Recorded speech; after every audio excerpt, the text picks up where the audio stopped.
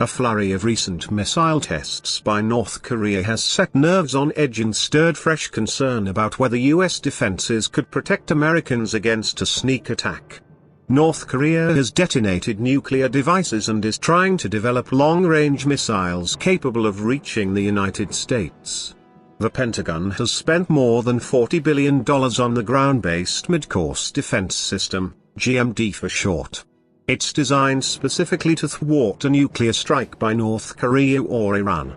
Yet there are grave doubts about whether it's up to the task.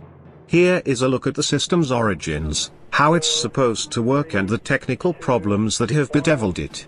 It's designed to defend the United States against a limited nuclear attack. That means a strike with a handful of missiles, as opposed to a massive assault of the kind that Russia or China could launch. The United States relies on deterrence, the threat of overwhelming retaliation, to prevent Russia or China from ever unleashing missiles against us. In the case of North Korea or Iran, we would rely on GMD to knock incoming warheads out of the sky. By intercepting incoming warheads in space, just as they're about to begin their re-entry into the atmosphere. That's the approximate mid-course point in a warhead's journey from launch pad to target. The GMD interceptors are 60-foot tall, 3-stage rockets. Each has a 5-foot, 150-pound kill vehicle at its tip. In the event of an attack, interceptors would be launched from their underground silos. Once in space, the kill vehicles would separate from their boost rockets and fly independently toward their targets, at speeds up to 4 miles per second. There are 37 operational interceptors, 4 at Vandenberg Air Force Base in Santa Barbara County, California, and 33 at Ft. Greely, Alaska. The kill vehicles carry no explosives. They're designed to destroy enemy warheads with kinetic energy, or energy of motion, in other words, by crashing into them. Satellites and powerful radars, stationed on land and at sea, track airborne objects. The GMD system receives data from these and other sources and would use it to guide the interceptors. The kill vehicle also has an onboard navigation system to help it zero in on its target. Intercepting a warhead traveling at hypersonic speed is a supreme technical challenge.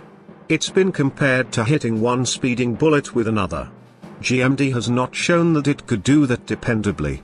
The system has performed poorly in flight tests, and technical problems keep cropping up. In 9 simulated attacks since GMD was deployed in 2004, interceptors have failed to take out their targets 6 times. And the flight tests are much less challenging than an actual attack would be.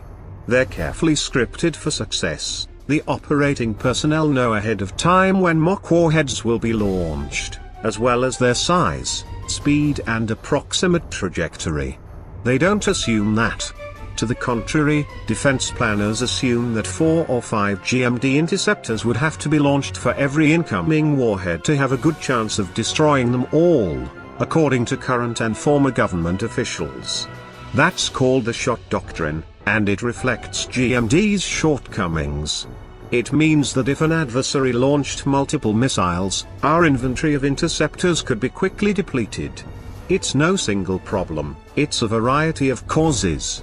And that's what so concerns experts who've studied the system. In some cases, divert thrusters were blamed. These are small rocket motors, 4 of which are attached to each kill vehicle. They're supposed to fire rapidly to make course corrections and keep the kill vehicle on course once it's in space and flying on its own. In some tests, the thruster's rough combustion of fuel was found to have thrown off the kill vehicle's onboard guidance system. A lot of time and money was spent redesigning the thrusters to cure this problem. In January 2016, a flight test was initiated from Vandenberg Air Force Base to check out the new thrusters. The Missile Defense Agency and its lead contractors pronounced the test a success. But as the Times later reported, it wasn't. Partway through the exercise, one of the new thrusters stopped working, and the kill vehicle veered far off course. A review overseen by the missile agency found that the thruster most likely malfunctioned because of a glitch in the circuit board that powered it. As the Times reported, circuit boards in most of the kill vehicles now in the GMD fleet are vulnerable to the same kind of mishap. Bottom line, the kill vehicles are tremendously complex machines. Each one has more than 1,000 components. And because of the speed with which they've been produced and deployed, no two are identical. American scientists had been working on missile defense technology for decades, with the aim of creating a reliable shield for the U.S. homeland. President Clinton, whose administration supported and funded such research, concluded that the technology wasn't ready for prime time. But his successor, President George W. Bush, had campaigned on a promise to deploy a homeland missile defense system quickly, asserting that the country was in imminent danger of a sneak attack by a rogue state such as North Korea or Iran. In late 2002, Bush ordered the Pentagon to field a set of missile defense capabilities by the end of 2004. To speed things along, Defense Secretary Donald H. Rumsfeld exempted the program from the Pentagon's normal procurement and testing standards. Analysts trace GMD's problems to these early decisions to prioritize speed above meticulous engineering and development of proven capabilities. The Government Accountability Office, a nonpartisan investigative arm of Congress, reported last year that GMD's test record has been insufficient to demonstrate that an operationally useful defense capability exists. In July, a team of missile defense experts who studied GMD for the Union of Concerned Scientists said the system is simply unable to protect the U.S. public. In January, the Pentagon's Operational Test and Evaluation Office, in its annual report on U.S. defense programs, rated GMD's reliability as low. It said the day-to-day availability, or readiness, of the system's interceptors was also low. The report added that flight tests had revealed unspecified new failure modes. The agency says it is absolutely confident in GMD's ability to protect the homeland. A handful of defense contractors have produced the system's major elements. Raytheon Company has built the kill vehicles and radars. Orbital ATK Incorporated has made the boost rockets.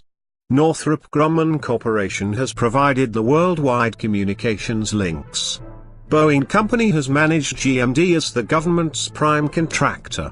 Some generals have said the cost of an interceptor-based system is unsustainable, and that the US needs to give greater thought to a left-of-launch strategy. That's military speak for taking out missiles before they could be launched, as opposed to trying to shoot them out of the sky. Yet for now the Pentagon is expanding GMD to 44 interceptors, with bipartisan support from Congress. This is not a Trump initiative, it started under President Obama. The government is also studying possible sites for a third interceptor field, in the eastern half of the US that would add up to 60 interceptors to the GMD fleet.